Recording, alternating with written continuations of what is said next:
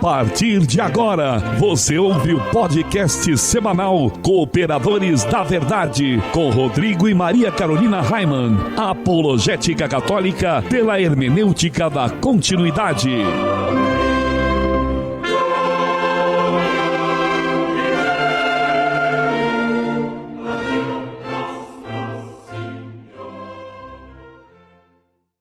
Olá, amigo ouvinte, paz e bem, aqui quem vos fala é o professor Raimann e estamos começando mais um podcast semanal Cooperadores da Verdade, apologética católica pela hermenêutica da continuidade.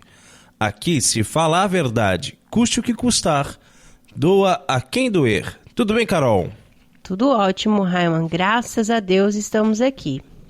E o cooperador de hoje, que temos a graça de receber para o nosso encontro mensal aqui nos estúdios de Joseph Ratzinger, é meu amigo e afilhado Peter Martins. Tudo bem, Peter? Tudo bem, padrinho, Carol? Oi, Bom Peter. dia, boa tarde, boa noite a todos os ouvintes. Cooperemos com a verdade. Amém. E em nosso momento de oração de hoje, além de todas as intenções que estão em nossos corações, queremos rezar por todas aquelas pessoas que nos ajudam com doações, os sócios do Clube do Ouvinte, os nossos parceiros das rádios que nos transmitem, os nossos patrocinadores, os nossos ouvintes e todos que acompanham o nosso site ou nos seguem nas redes sociais. Estamos reunidos em nome do Pai, e do Filho, e do Espírito Santo. Amém.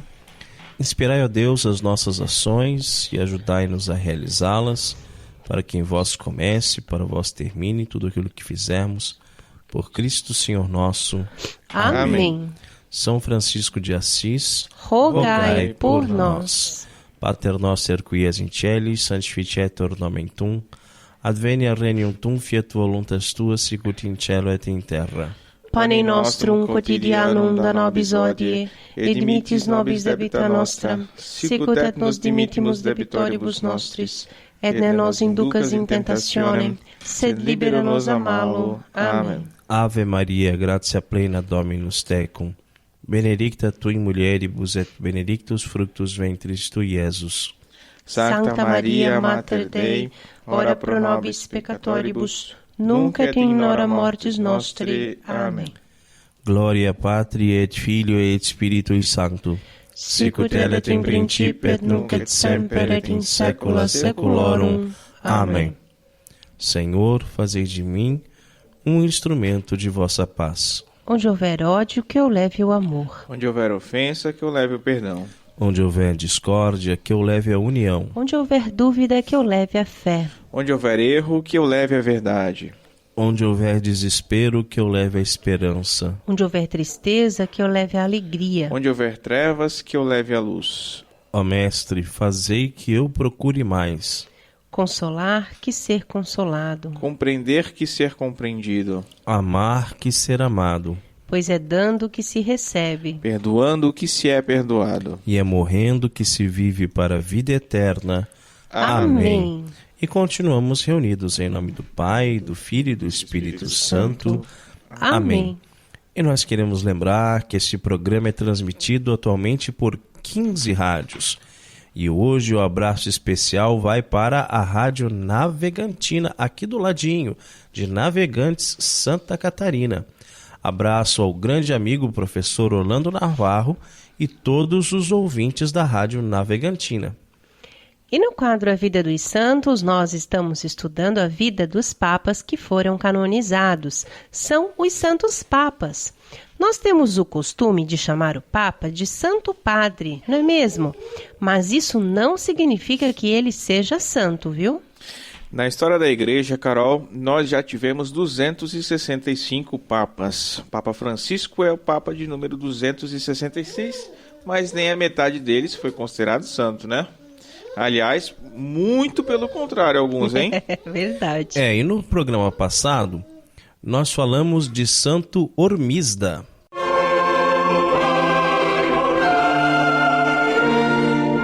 A vida dos santos.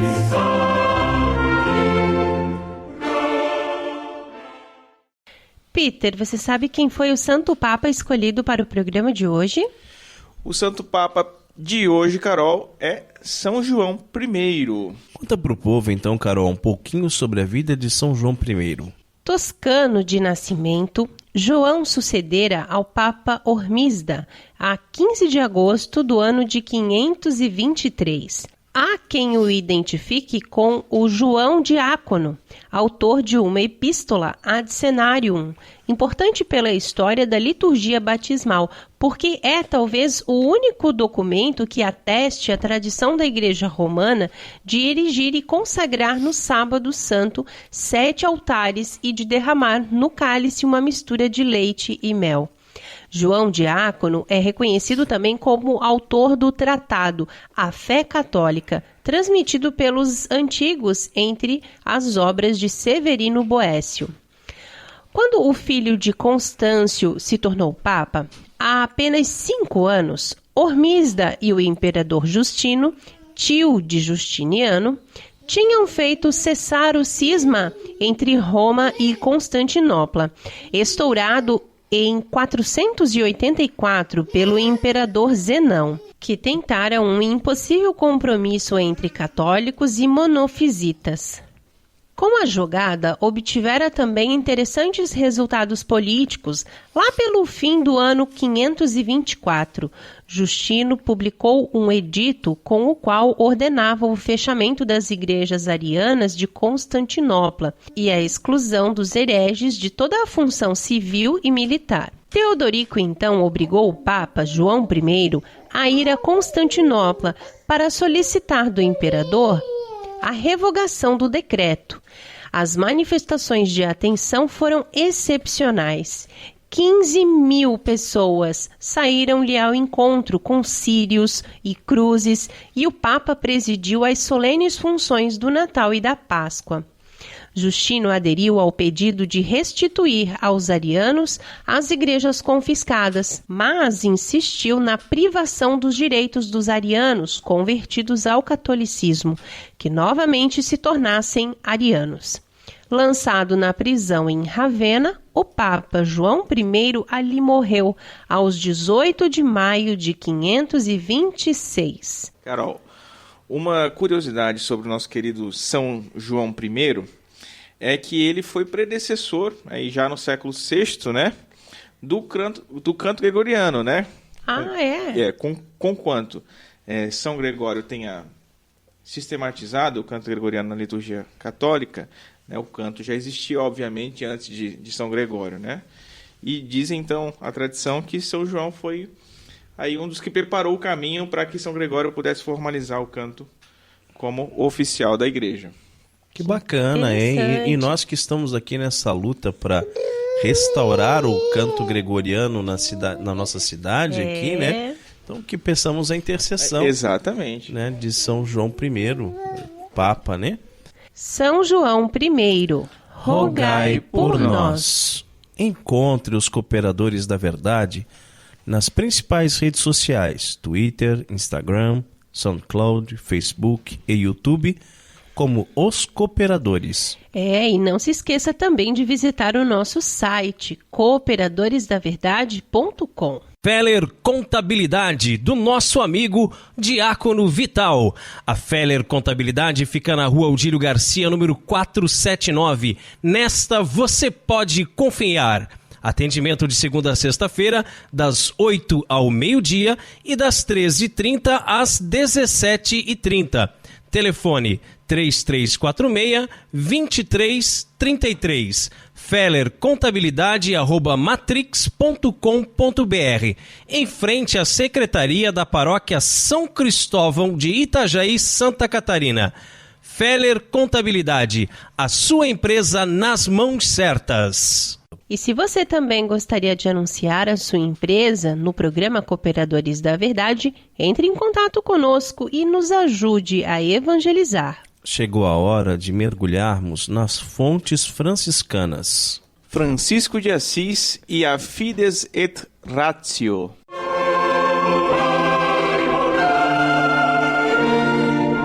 Fontes franciscanas.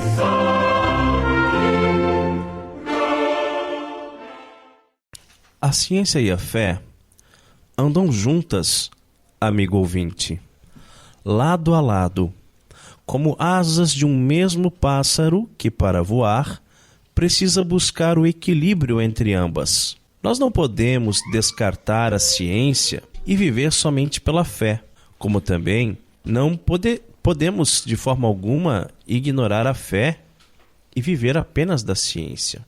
São Francisco de Assis sabia que a ciência era uma coisa boa, um dom que Deus deu aos homens, mas tinha algumas ressalvas, não pela ciência em si, mas pelos homens da ciência. Ele acreditava que muitas vezes a ciência torna as pessoas indóceis, fazendo com que alguma coisa rígida nelas resista aos ensinamentos humildes. É como uma espécie de orgulho. Se eu estudei, se eu domino as ciências, quem é este frade pobre e simples para vir me ensinar alguma coisa? Vemos muito disso hoje em dia, não é mesmo? É verdade. Pessoas que, por terem estudado em grandes universidades, por terem feito mestrado e doutorado... Grande bosta, né? É claro. Não aceitam serem contestadas, né? Elas se acham donos da razão. Muitas vezes aprendemos mais com os mais simples do que com as cadeiras universitárias, não é mesmo? Em nosso país, existem muitas pessoas que têm títulos acadêmicos, mas são analfabetos funcionais, ou seja, não são capazes de pensar, de fazer um raciocínio lógico e vão atrás de contos da carochinha. Francisco gostaria que os homens de grande cultura, quando entravam na ordem, se despojassem de tudo, até mesmo da ciência, para que dessa forma pudessem se lançar despidos aos braços do crucificado. Portanto, não bastava se desfazer dos bens materiais, mas sim de todo o vício que haviam adquirido com o mundo. São Francisco ficou nu em praça pública, se despojou de tudo, tudo mesmo para viver com os pobres, os leprosos, né? E ele queria que os seus frades fizessem o mesmo. Mas, Carol, você disse que Francisco ficou nu em praça pública, mas você não tinha vergonha, não, de ficar nu em praça pública? Você ficaria, Carol, nua em praça pública? Olha, bem complicado essa história, né, Raimundo? É difícil, assim, da né? gente Porque... se comparar ao grande santo, né, São Francisco. Mas não é querer se comparar, mas é porque a gente pensa assim, muitas vezes, uma pessoa que não tem fé católica e que ouve essa história de São Francisco, que ele ficou nu em praça pública, pensa assim, mas era um sem vergonha, era um safado. Não, então. Né? Porque ele ficou peladão lá e não teve vergonha de nada e tal, mas foi uma coisa tão inocente, uma coisa tão pueril, assim, tão infantil mesmo, sabe? O ato dele entregar tudo que ele tinha, até a roupa do corpo, ele entregou para o pai dele, para dizer que nada mais do pai dele ele tinha, né? Que agora ele só tinha um pai, que é o Pai Nosso que está nos céus, né? Então, se despojar de tudo, deixar tudo para viver com os pobres, né? É isso pra viver mesmo. na pobreza. Então, é uma nudez que não tem erotismo. Exato. É uma nudez que não tem perversão, que não tem malícia, né? Uma nudez pueril. Eu vou contar uma para vocês aqui. A Clara tá chorando ali no fundo, mas acho que dá pra gente, pro amigo ouvinte escutar bem. Que quando eu era criança, algumas vezes eu sonhei que eu fui para a escola, e quando eu cheguei lá na sala de aula e tal, e tava já a professora entrou na sala e começou a aula, e de repente eu percebi que eu estava nu na sala de aula. Eu sonhei que eu estava nu, e que daí eu não tinha me tocado. Aí todo mundo olhou para mim e todo mundo começou a rir, e daí eu pensei, meu Deus, eu esqueci de colocar roupa para vir para a escola. Olha o sonho eu vim da pessoa. pelado, né? Que pesadelo, que coisa terrível, sabe? Que angústia, que coisa assim. Meu, e agora? O que eu vou fazer? E sabe, tentar me proteger com o caderno, assim, e sair, correr pro banheiro e tentar buscar uma solução. Porque ficar nu na frente das outras pessoas, né, tirando esses safados sem vergonha, desses comunistas que existem aqui no Brasil, né, que fazem exposição com homem nu e etc, venha tocar no homem nu, né? Tirando essas coisas, ficar nu é uma coisa muito íntima. É uma coisa que você só vai fazer na frente da sua esposa, do seu esposo, né? E quantas vezes que nós pensamos que essa nudez não é somente a nudez da roupa, é a nudez do nosso ser, do nosso caráter, né? Das coisas que a gente tem por dentro, né? Quantas coisas que a gente pensa e quantas coisas que a gente faz no oculto, no escondido, que só Deus vê, que ninguém mais sabe. Quantos pecados que você cometeu horríveis, tenebrosos, que você já se arrependeu, claro, você já se confessou, a igreja já te perdoou, mas você não tem coragem de contar para ninguém, nem para o seu esposo, nem para sua esposa, porque isso seria pior do que ficar nu. Né? Então, essa questão do despojamento, né? E da verdadeira humildade. Então, esse nudismo de Francisco em praça pública, embora tenha acontecido historicamente, né, de fato, ele é muito simbólico, ele simboliza muito mais do que aparenta ser. Sim, e para nós franciscanos, Raiman, eu acredito também que esse episódio de São Francisco ter rompido com a família, com o mundo, né, na verdade, também nos traz a grande marca da radicalidade, né, e que o próprio Cristo nos pede também, né, para que nós sejamos, assim, radicais e sigamos mesmo a vida, uma vida correta, uma vida rumo ao céu mesmo, né? Então isso que é o mais importante dessa história também de São Francisco, a gente pensar nessa radicalidade, da forma como São Francisco viveu, radical a mudança que ele teve, mas para viver o evangelho. Mas Francisco era um homem culto, né, Carol? Inteligente. Conta para nós um pouquinho mais sobre isso. Francisco era um homem culto, muito inteligente, mas se despojou da inteligência do mundo para se revestir da sabedoria do alto. Olha que bonito isso, né? Muito bonito, Carol. E tudo isso requer muita humildade, né? Se despojar de toda a soberba, de toda a arrogância, de toda a autossuficiência, para se fazer pequeno, né? Como um passarinho nas mãos do Senhor.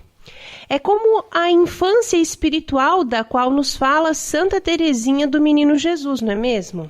É ser como crianças para poder entrar no reino dos céus, Carol. Crianças que ainda não têm malícia, que não têm maldade.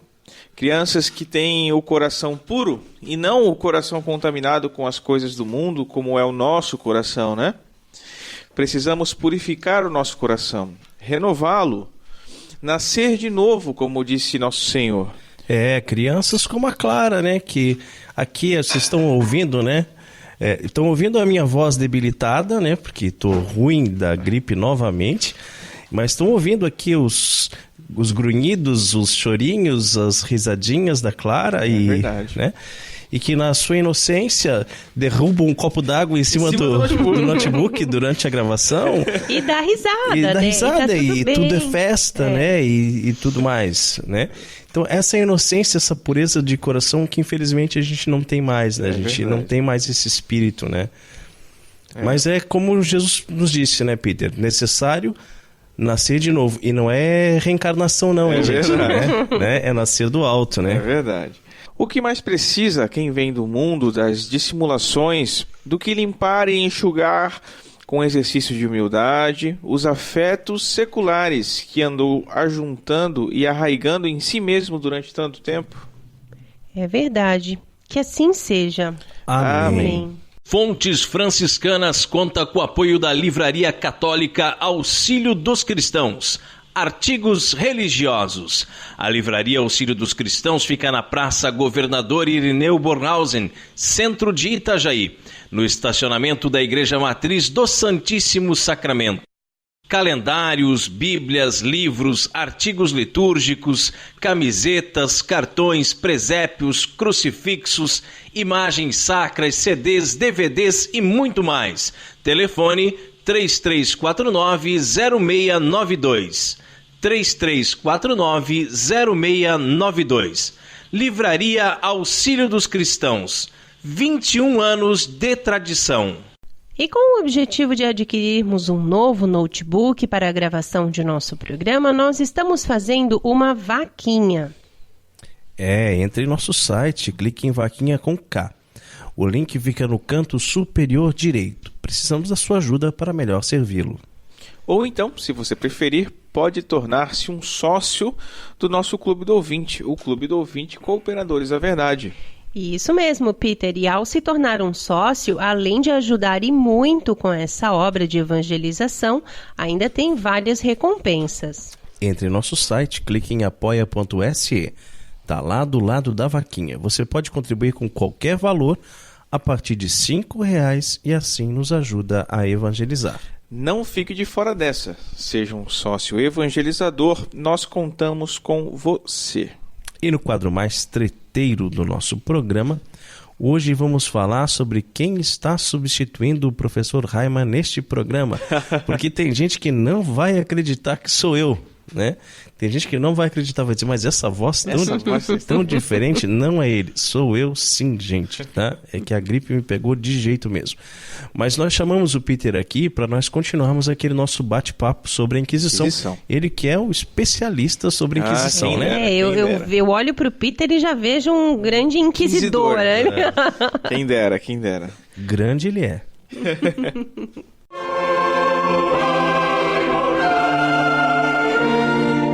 A hora da treta.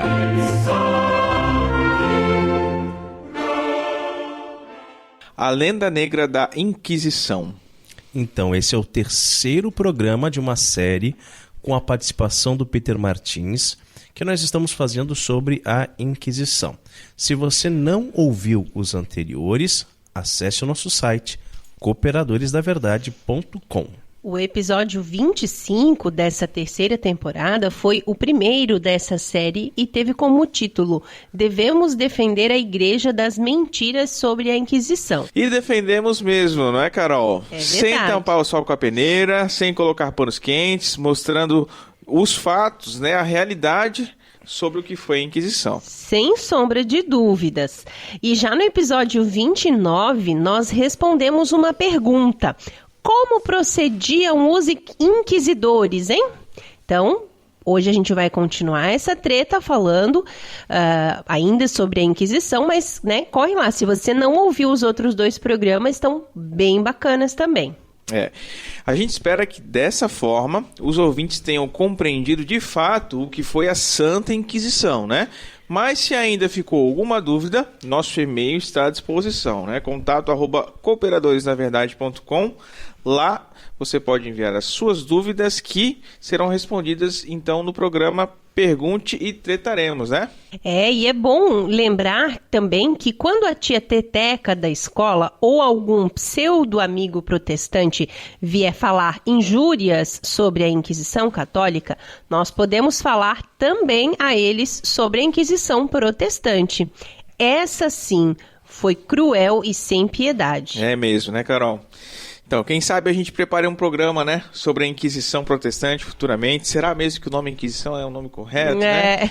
Aguarde os próximos capítulos aí da nossa série. Então, fica registrada a sugestão, né, Peter? Ou melhor ainda, você mesmo podia escrever sobre isso pra gente meditar aqui no programa. O que tu acha? Farei, Carol, farei. Muito bem. Fazer um programa sobre a Inquisição Protestante, né, filha? A Clara quer também colocar os protestantes tudo na fogueira. Mas agora vamos voltar à Inquisição Católica. Muito bem, então, queridos ouvintes, vamos fazer uma experiência juntos. Você que está aqui ao pé do rádio ou nos acompanhando pela internet, feche seus olhos. Não é um culto protestante, não. Também não é a RCC, né? Mas feche seus olhos e pense na Inquisição. O que você vê? Uma sala escura, cortinas cerradas, Homens encapuzados, né, Clara? Velas acesas, instrumentos de tortura à mostra e ao fundo um grande crucifixo. Embora nada disso corresponda de fato à verdade histórica, é a imagem que, infelizmente, predomina no imaginário popular quando o assunto é Inquisição. Mas afinal, padrinho, como surgiram esses mitos, né? Como pode ser que um tribunal considerado justo e até leniente em seu tempo fosse tratado com tanto rigor pelos séculos seguintes? Por que ele se tornou o principal cavalo de batalha dos inimigos da Igreja? Com o fim da ditadura de Francisco Franco na Espanha e a abertura dos arquivos do Estado espanhol, iniciou-se um processo de redescoberta da Inquisição, a partir de suas fontes primárias, que é o que todos nós devemos fazer, né? Buscar as fontes primárias. Exatamente. Então, autores como Edward Peters e Henry Kamen, que eu não sei se pronuncia dessa forma, né? Mas eles saíram em busca de documentos originais e chegaram à conclusão de que os tribunais da Inquisição evitaram milhares de mortes. Evitaram milhares de mortes, isso mesmo. Onde quer que fosse implantada, a fama da Inquisição era de ser um tribunal prudente e moderado, sendo que muitas vezes a instituição era inclusive criticada pelos nobres e pelo povo por sua excessiva brandura e complacência. Olha só, né? Criticada pela excessiva brandura, não pelo excessivo rigor, né? Bem o contrário do que as pessoas falam, né? É verdade.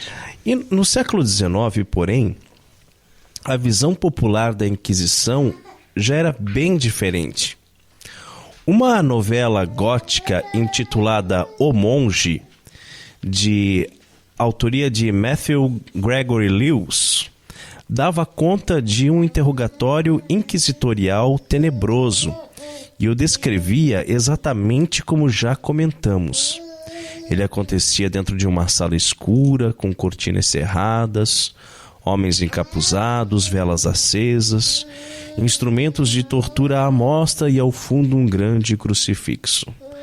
Embora nada disso correspondesse de fato à verdade histórica, foi a imagem que predominou por muito tempo a respeito dos tribunais do Santo Ofício. Olha como as novelas fazem mal, né? Então, falando em novela faz mal, né? Diz que tem essa novela da Record agora aí, denegrindo Nossa Senhora, né? É mesmo, olha só. Acabando com a história da virgindade perpétua de Maria. Meu Deus do céu, a gente vai ter que fazer um programa sobre isso. Façamos. Mas assim, sem ter que assistir a novela, né? Claro, claro. Por favor. Tá, mas e se isso, voltando para a Inquisição, né? Não foi a realidade... O que será que aconteceu com a história ao longo dos anos? Pois é, na verdade, toda essa história, né, foram lendas criadas por quem? Por protestantes, né? Ah, claro, igual a novela da Record, né? Protestantes. Eu sou a Universal. Então, o mito da Inquisição surgiu com o protestantismo, no afã de dar uma origem mais antiga, né, a sua recém-inventada religião. Martinho Lutero, João Calvino e os reformadores, e historiadores protestantes também, né, os grandes responsáveis, afinal, por todas essas lendas negras aí, né, eles começaram a recontar a história do cristianismo. Nessa nova leitura dos acontecimentos, o Império Romano teria aparelhado a religião dos primeiros apóstolos, fazendo da Igreja de Roma o braço direito do imperador. Quem é que nunca ouviu, né? Essa história de que a Igreja Católica foi inventada por Constantino e etc, né? Já combatemos muito isso aqui, Exatamente, né? O imperador que matava e perseguia os verdadeiros cristãos, né? Então, que os verdadeiros cristãos, quem que eram? Eram os protestantes, que já existiam naquela época. Claro. A igreja primitiva era protestante. Claro, eles não surgiram em 1517. Só não descobriram ainda se era luterana, se era wesleyana, se era calvinista. O Messias deles iria vir ainda, né? Bom, entre a queda do Império Romano e a deforma, né? Os assim chamados verdadeiros cristãos, entre muitas aspas, né, teriam subsistido nas personagens heréticas, punidas e excomungadas pela Igreja Católica. Assim, cátaros, valdenses, hussitas foram elevados à condição de heróis. Tudo gente boa, tudo gente boa. Sim, né? Tendo seus nomes catalogados em martirológios produzidos pelos calvinistas, né, por exemplo. Também foi a partir da leitura protestante que se passou a enxergar os múltiplos tribunais inquisitoriais como uma unidade. Todos eles passaram a ser denominados simplesmente como a Inquisição. Uma mentira que nós já desmentimos nos programas anteriores. Para se ter uma ideia de como era o preconceito dos protestantes, basta lançar um olhar à Inglaterra e como a história tratou diferentemente duas rainhas, filhas de Henrique VIII. Maria, a católica, filha de Catarina de Aragão, restaurou o catolicismo no país e perseguiu os protestantes. A perseguição, porém, não foi nada espantosa para os parâmetros da época. Quando Isabel, filha de Ana Bolena, assumiu o trono, porém, ela promoveu uma perseguição sistemática aos católicos, punindo como traidores da coroa todos os que fossem fiéis ao Papa. Milhares de católicos foram mortos simplesmente pelo fato de serem católicos, havendo inclusive existido os caçadores de padres. Mesmo diante dessa desproporção, foi Maria, e não a sua meia-irmã, quem recebeu dos historiadores a alcunha de sanguinária. Uma verdadeira calúnia. Né? Verdadeira calúnia. E outra coisa que é interessante a gente colocar aqui, que a perseguição não foi somente aos católicos, foi também a outros protestantes, ou seja, todos que não eram anglicanos eram perseguidos e mortos. Daí que vai toda aquela leva de imigrantes para colonizar os Estados Unidos. Os Estados Unidos ele vai surgir basicamente do povo inglês que se ficasse na Inglaterra ia morrer. Né? E aí, quem que é a sanguinária? No século XVI, auge das grandes navegações, a Espanha era a nação mais rica e desenvolvida do planeta. Em tal condição, o país não deixava de ter os seus inimigos, aos quais era muito vantajoso fomentar uma lenda negra em torno da Inquisição que, como já vimos, assumiu algumas peculiaridades em território espanhol. Nos próprios países católicos havia a imagem de uma Espanha atrasada e violenta, impressão agravada pelo fato de o Papa mesmo ter tentado em vão conter o tribunal instituído pela coroa espanhola. É verdade, Carol. Em 1700, essa lenda se aperfeiçoou com a ascensão do Iluminismo, que também foram grandes responsáveis pela difamação à Igreja Católica, né? Junto dos protestantes. Os pensadores dessa época começaram a ler a história a partir do seu culto idolátrico à deusa da razão, né? Houve na Idade Antiga, na qual surgiram grandes filósofos, e refugiu o pensamento racional. Um milênio depois veio a Idade Moderna, na qual eles inauguraram, né? E no meio disso existiu um período de trevas de obscurantismo, a qual eles denominaram maliciosamente de Idade Média. Nesse intervalo situava-se a Inquisição. Nos passos dos protestantes, os iluministas continuaram a tratá-la como uma unidade, responsável por punir as pessoas que ousassem pensar diferente da fé católica. O filósofo francês Voltaire, famoso por seu ódio ao catolicismo, foi também um grande propagador da lenda negra relacionada à Inquisição. Em seu famoso Candide, algumas passagens são dedicadas a alimentar uma visão fantasiosa e pitoresca do tribunal e dos conhecidos autos de fé. Na mesma época, com a publicação de um manual de inquisidor falso, né, no qual foram intencionalmente omitidos os conselhos de justiça e prudência, constando apenas trechos relacionados à tortura e à pena de morte. O ódio de Voltaire, assim como o dos demais pensadores iluministas, só cresceu mais. grande parte de seus esforços se concentrava em destruir a imagem da Igreja, do Papa e da monarquia francesa, preparando o terreno para a Revolução de 1789. Que fez muito bem para a humanidade a Revolução Francesa, né? Acabou com tudo, né, gente? Foi ali que o começo do fim, né? É verdade. Criado o mito da Inquisição, a literatura ficou responsável por dar-lhe os últimos retoques, principalmente por meio das novelas góticas do período romântico. É dessa época o livro Dom Carlos, do autor alemão Friedrich Schiller, que pinta a figura de Dom Carlos de Espanha, filho de Filipe II, como um príncipe jovem e aventureiro apaixonado por sua madrasta Isabel de Valois, ao mesmo tempo em que procurava concretizar este seu amor impossível. O príncipe das Astúrias teria se rebelado contra o seu pai, porque ele queria implantar a Inquisição nos Países Baixos. O mito de Dom Carlos, libertador e inimigo da Inquisição cruel, foi adaptado para a ópera de Giuseppe Verdi. Os fatos reais, porém, passavam longe dessas fantasias.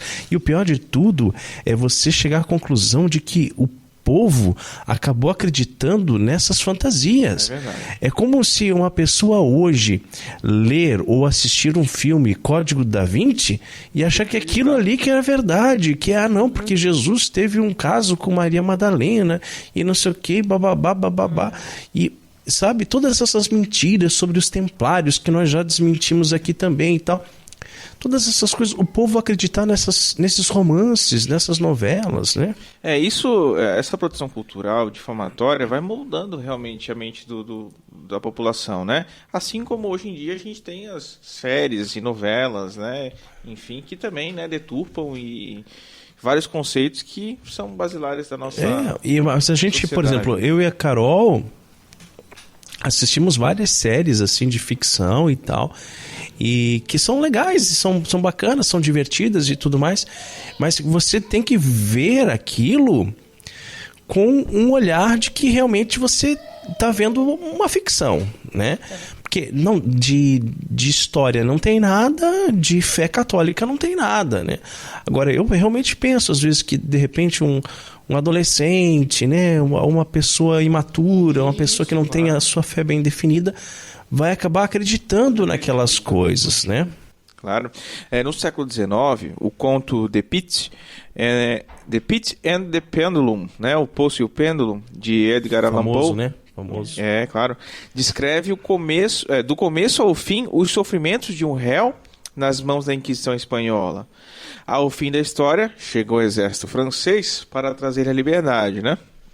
O historiador Henri Charles Lea escreveu um livro sobre a Inquisição, que em português foi intitulado Uma História da Inquisição na Idade Média, mas ele também não conseguiu desencilhar dos preconceitos anticlericais que foram embutidos ao longo dos anos nos documentos históricos sobre o assunto.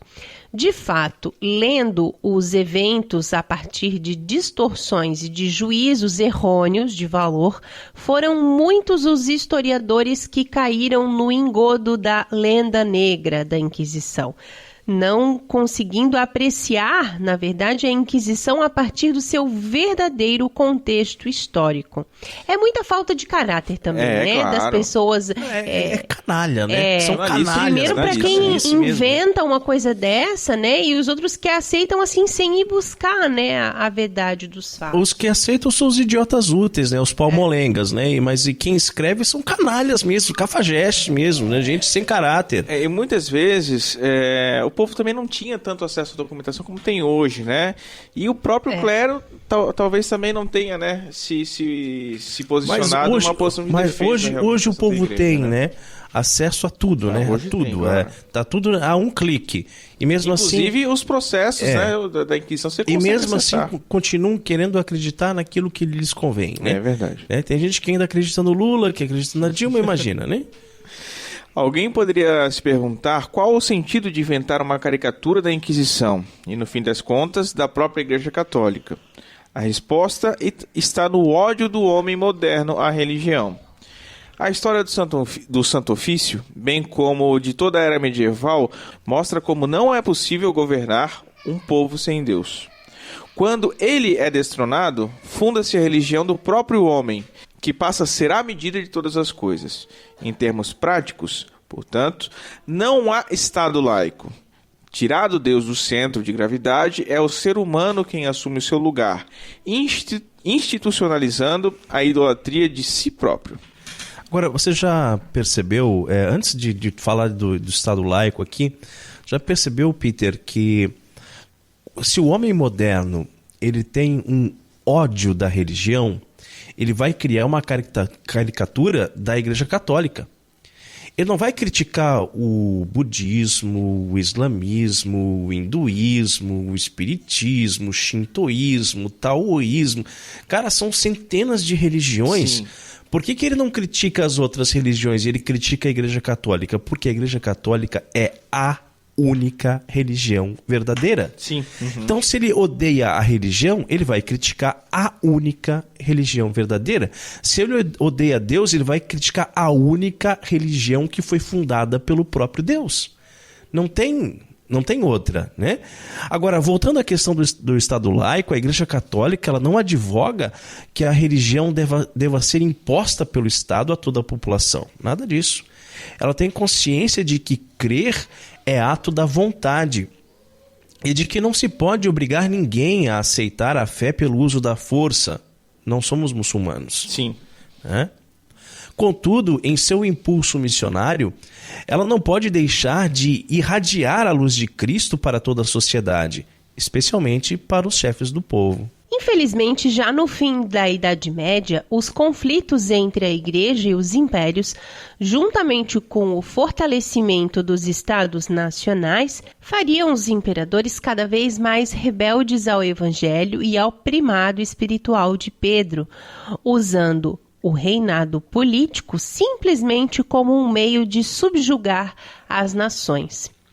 O agigantamento do Estado chegou ao seu ápice no século passado, com a elevação de ideologias neopagãs, cujos líderes eram alçados à qualidade de semideuses. É emblemático que, em países declaradamente ateus, a falta de religiosidade tenha assumido traços tão marcadamente religiosos, com a crença no materialismo, o culto à personalidade dos líderes, a ostentação de símbolos e a criação de ritos repletos de uma certa aura mística. Hoje pergunta-se, seria necessário restaurar a Inquisição? E será? Não sei, eu tenho minhas dúvidas Pois aí. é. Não sei, será? Tem tanto protestante aí merecendo ir pra fogueira, né? Aí a gente fala uma coisa dessa, depois eles usam fora de contexto contra nós, né? Tem que cuidar, não é porque a gente sai por aí roubando bandeira protestante da frente da casa dos outros, né? E depois fazendo chifrinho no Lutero, né? Que daí a gente quer fazer a Inquisição de novo, não quer dizer, né? Até porque a Inquisição só julgava católicos, né? Exatamente, né? Bem. Mas aí o que a gente vai julgar na nossa Inquisição aqui? Padre Zezinho, Padre Huguinho, Padre Luizinho, né? Os três sobrinhos do Pato Donald, né? O Joãozinho não tá na história, mas é mais um TL ali também que só sabe falar mal do Bolsonaro, né? Eu acho que vai faltar lenha pra fogueira, hein? Vai faltar lenha pra fogueira, é verdade. Bom, na verdade, essa instituição não é necessária por si mesma, né? Ela tornou-se necessária em seu tempo, para conter a ingerência do poder estatal sobre assuntos religiosos. Os príncipes seculares não têm competência para julgar a matéria religiosa, e quando se aventuram nessa seara, as coisas desencaminham, como foi, por exemplo, o caso da Inquisição Espanhola, né? Absolutamente necessário é que o Evangelho reine nos corações, para que então nosso Senhor Jesus Cristo possa reinar na sociedade, nos estados, nas assembleias e nações. E nosso Senhor Jesus Cristo, ele reina na nossa nação, né? A gente percebe que o nosso país que nasceu católico, terra de Santa Cruz, ele ainda tem na sua maioria católicos, e o outro percentual muito grande são os protestantes, os evangélicos. Depois, claro, temos outras religiões, temos as afro-religiões, espíritas, enfim. Mas até mesmo alguns ensinamentos que são de Jesus Cristo imperam nessas outras religiões também. Claro. Tanto é que pontos muito importantes, como é a questão da descriminalização do aborto, por exemplo, nós estamos em plena concordância. Sim. Católicos, evangélicos, espíritas, enfim. Com ações Né? em conjunta, né? Exatamente, né? Pra defender De a mãos, vida, né? de mãos dadas para defender a vida, e vamos dar as mãos para defender a vida e para defender várias outras causas que são do próprio Cristo. Né? Então, a gente sabe que os políticos têm os seus interesses, que tudo gira em torno do dinheiro, né? Das grandes organizações, né? de instituições como a instituição Ford, Rockefeller, etc, etc. Isso tudo é uma máquina muito grande. Exato. E que vai movimentar sempre os nossos políticos a quererem ser a favor de coisas tais como a legalização do aborto, mas que realmente, de fato, assim, Jesus reina no coração do povo brasileiro. Sim. Isso eu não tenho dúvida. Temos divergências doutrinais em outros campos, né? Mas assim, que Jesus reina no coração das pessoas, isso sem dúvida. E a igreja, ela não quer o poder político, né? Algumas personagens podem até se desvairar, a ser acometidas por essa cobiça, né? A missão fundamental da esposa de Cristo, a Igreja Católica Apostólica Romana, porém, é salvar as almas, converter os espíritos dos governantes e torná-los pessoas tementes a Deus. Foi assim que a Igreja construiu a civilização ocidental, e é também este o caminho para restaurá-la. E o crédito desse texto, que serviu de base para nossa reflexão e toda a treta de hoje, mais uma vez é do site padrepauloricardo.org. E chegamos à hora mais esperada aqui do programa Cooperadores da Verdade. Sim, os puritanos piram.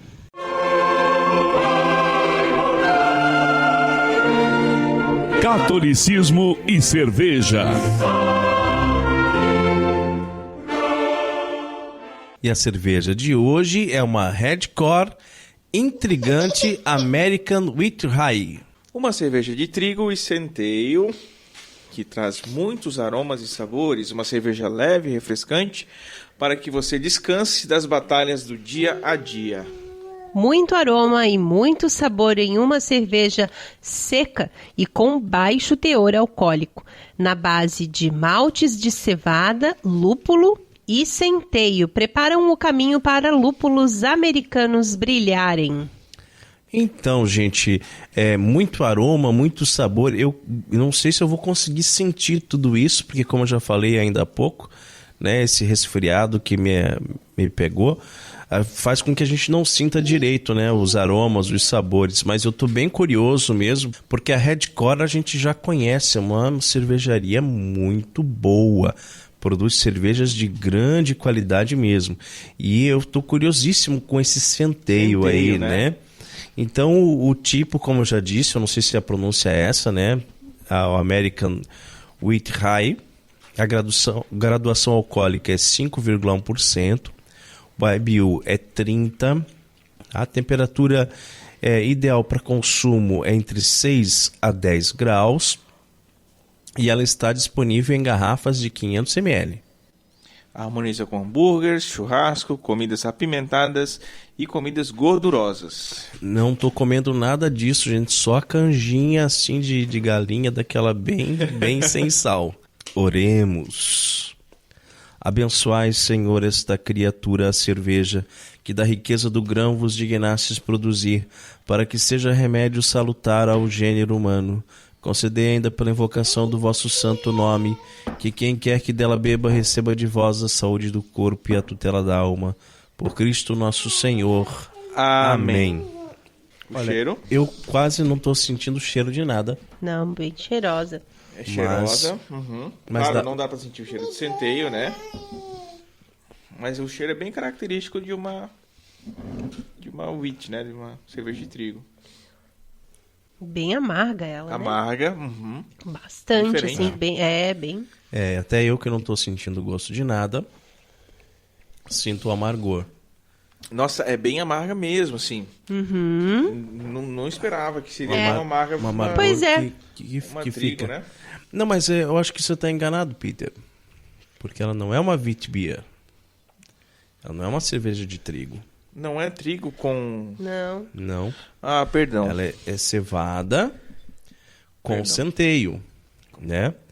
E até, o nome até confunde, né? Porque ela é uma É wheat. que o wheat serve Confunde. tanto para trigo quanto para cevada. É, Né? ela vai malte de trigo, sabe? Vai malte de trigo, malte de cevada e o de centeio.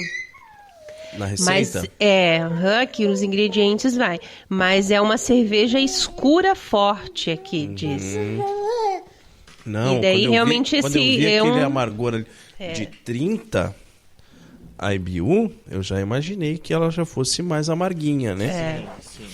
Mas Ela tem não- um rótulo bem bonito, Mas eu não assim, pensei bem que ela legal. fosse tão amarga assim. No retrogosto fica, né? Fica. Mas é bem gostosa, saborosa, assim. Quase não... Bom, eu não sei como é que é o gosto do centeio, assim, puro, né? Então não tem como saber, mas... Mas ó, eu vou dizer que apesar de que ó, né, minhas papilas degustativas não estão assim na sua plenitude, mas é um sabor incomparável. Incomparável, Eu não é. consegui achar uma outra que a gente já tenha Isso tomado mesmo. aqui, É verdade. Um né? estilo bem único, assim, Isso né? mesmo, é. Estilo único, exatamente. Assim, uma E é cerveja saborosa, né? saborosa, uma cerveja que estaria na minha listinha de compras, né? Não é uma cerveja que eu digo, não vou... Provei aqui e não vou comprar mais. Não, ela realmente vale a pena. Vale muito a pena. Pra quem gosta de uma cervejinha mais amarga, né? E você que está nos ouvindo agora também sabe fazer cerveja e quer ter a sua obra-prima degustada aqui no programa Cooperadores da Verdade e ainda ganhar uma propaganda na faixa? Entre em contato conosco. contato@cooperadoresdaverdade.com.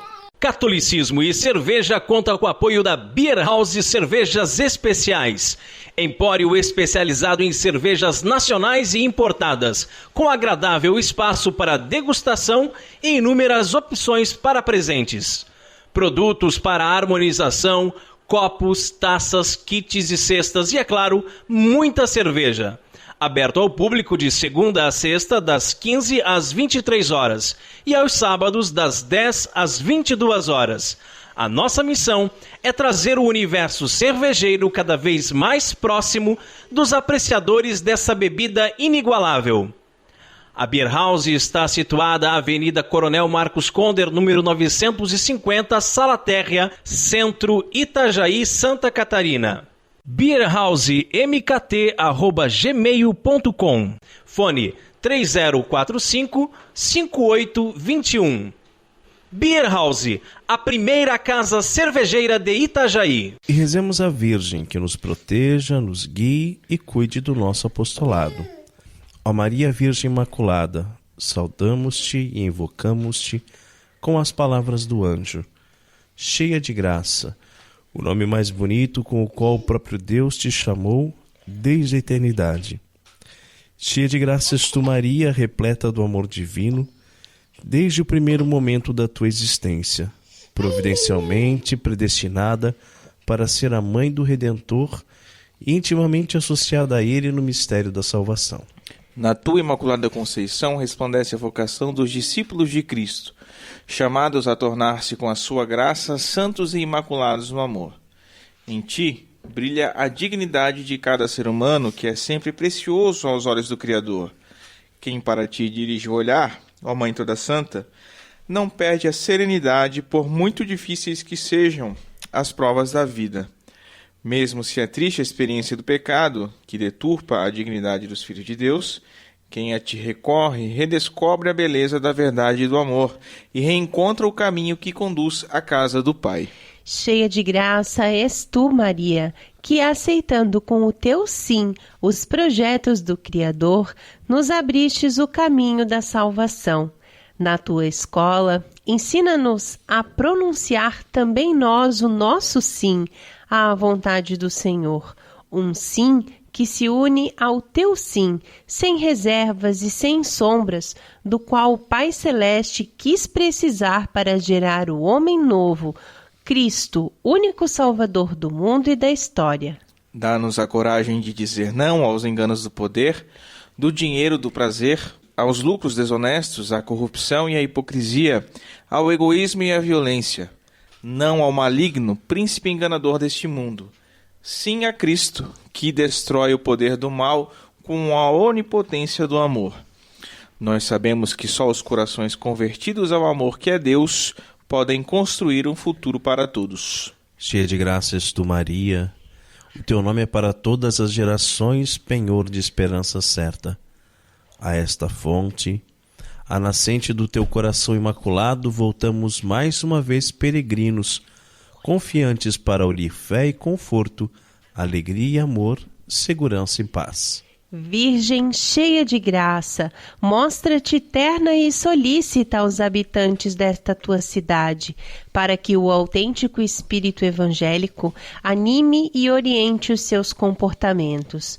Mostra-te mãe providente e misericordiosa do mundo inteiro, para que no respeito da dignidade humana e no repúdio de qualquer forma de violência e de exploração sejam lançadas as bases firmes para a civilização do amor.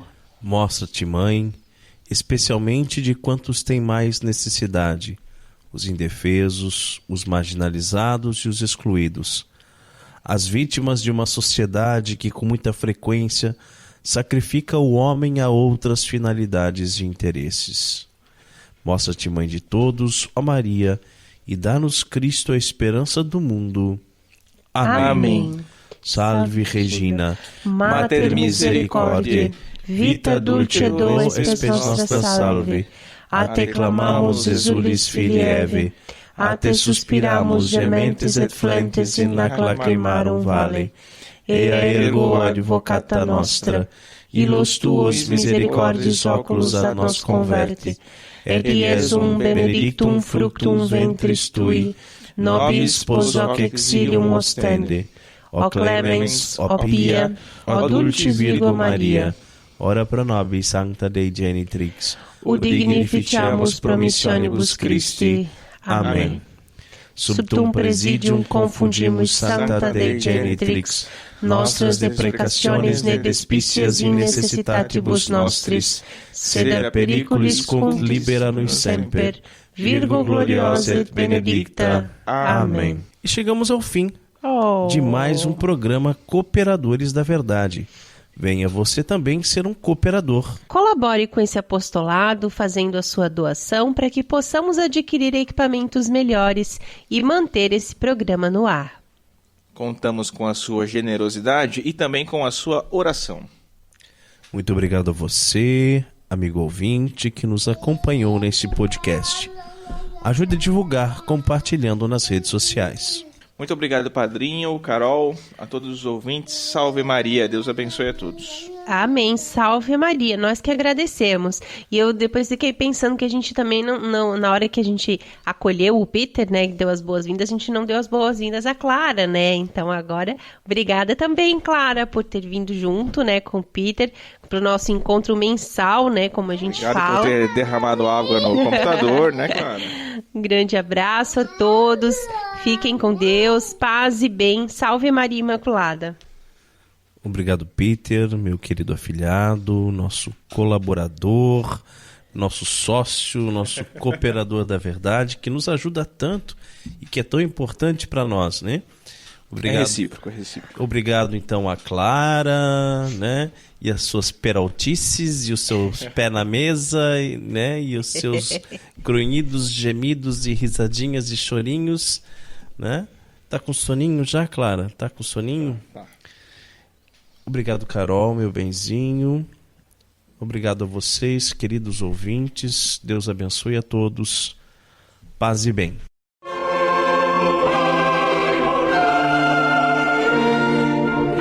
Você ouviu Cooperadores da Verdade, com Rodrigo e Maria Carolina Raimann. Apologética católica pela hermenêutica da continuidade.